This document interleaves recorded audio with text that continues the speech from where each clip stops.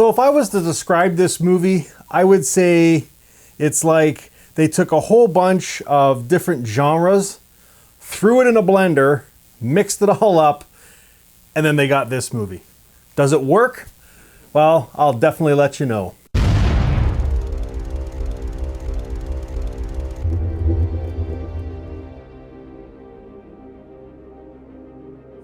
Hey guys, welcome to Happy Wax TV. So I had the pleasure of sitting down and watching a screener copy of The Faceless Man.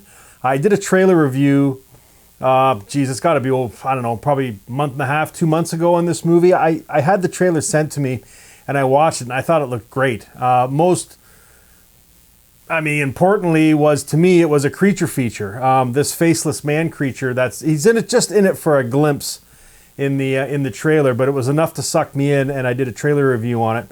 And then I had the director, James DiMartino. He contacted me and asked me if I would like to view the screener copy, because the movie's coming out in Australia, I think, in the next couple of weeks.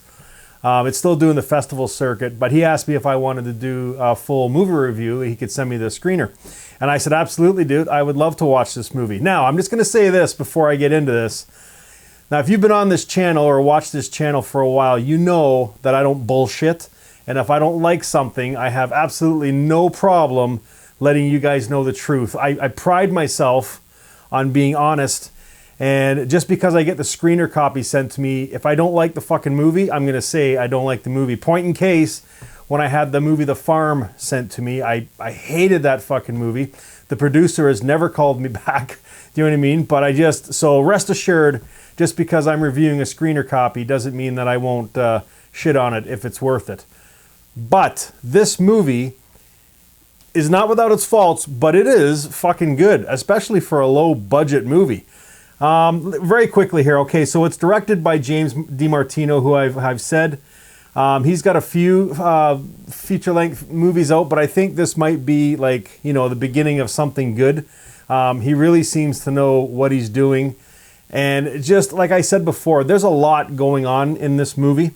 A lot of different genres kind of thrown into one, and I'll get to that in a sec. But basically, it stars Sophia Thurning, Lucas Pittaway, Andy McPhee, who's awesome in this as Eddie Silverbeard, and then Roger Ward.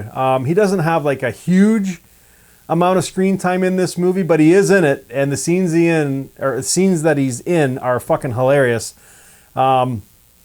And the ending of the movie is his best moment. It's fucking awesome. So, but anyways, okay. So what I was getting at before about this movie. So, how do I start this? Okay, so this movie, like I said, has tons of different genres in it. There's like a gangster style mob aspect to this movie. There's obviously a horror element. There's a creature feature element. There's like a teeny bopper kind of, let's go away on a trip kind of element. There's a serious element about cancer. I'll tell you, I don't want to say too much about this film. I don't want to give spoilers just because it's not even out really for anyone to watch yet.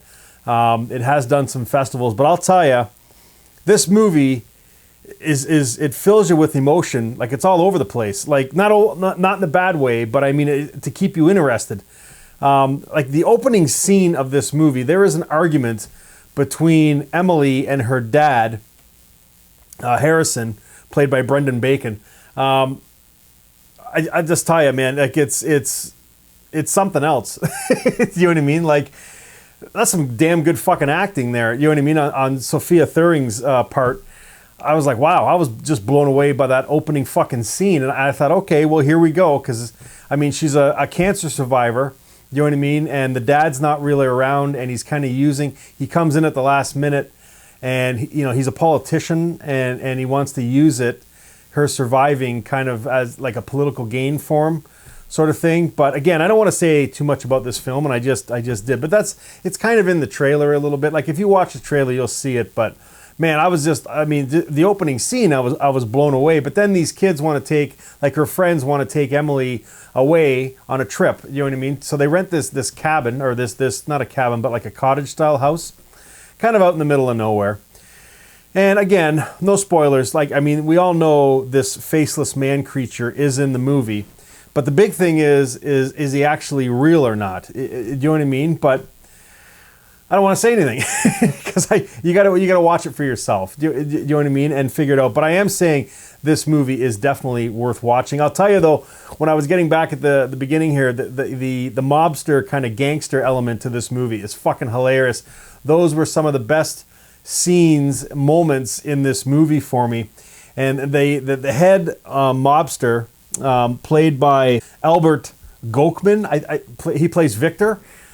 He fucking kills it, man. His scenes when he's on screen, like, I want more of him. If they ever decide to do like a spin-off of this film, you know what I mean? I hope they do more with this character because he was fucking hilarious. Like, the whole movie is pretty damn good. There's another character in here too, Daniel Reeder, who plays, I shouldn't say this word, but Barry the C word.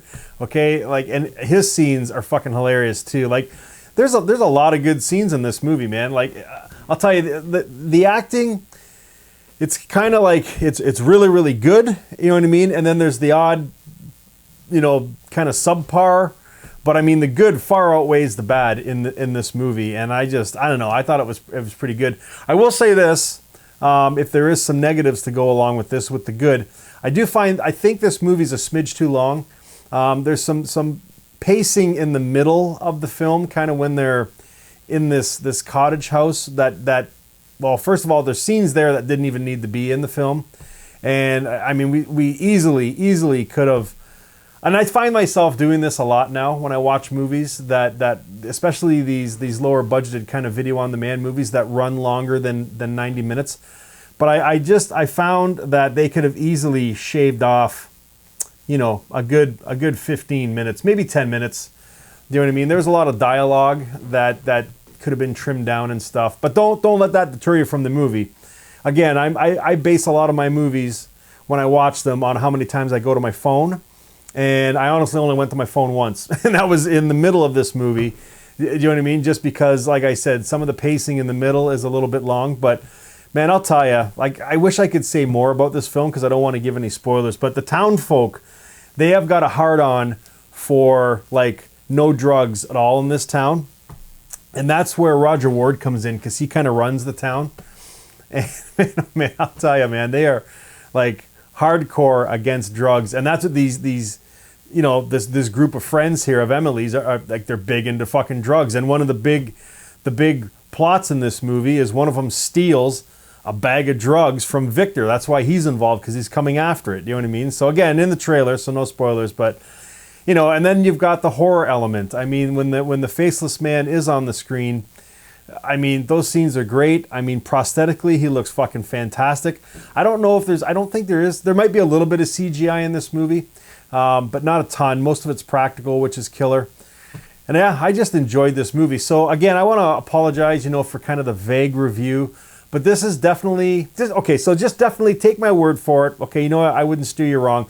When this movie does get released, and I will be hitting them up for a release date, I actually emailed James a few times, or he's emailed me. We're back and forth, just, you know, on releases and stuff. He said it's coming out in Australia relatively soon. So, but I'll keep hounding him for a release date over here in Canada and the US. And I will be posting it on my Facebook page, Happy Wax TV. Link is in the description box below. Make sure you join up.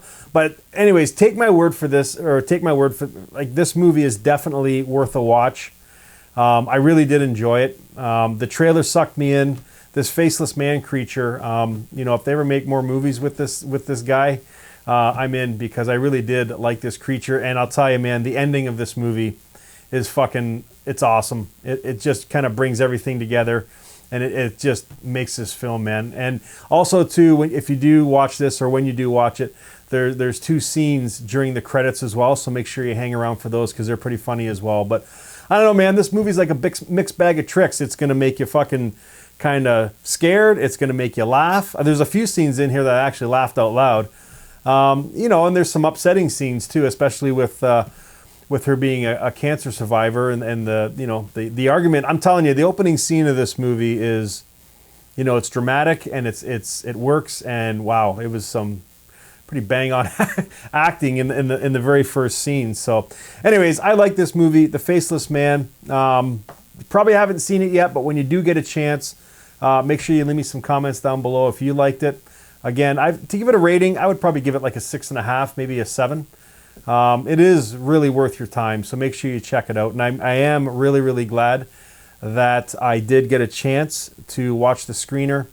Again, whenever I watch these screener copies, I always think the first thing that pops into my head is like, fuck, please let me like this movie, because I don't want to rag on it, especially if the director or the producer is kind enough to give me a copy to watch. But you know, I didn't have to worry about this movie because it was fucking, I enjoyed it. It was bang on. So anyways, if you have seen it, let me know. If you haven't, I guess you'll have to wait till it gets released.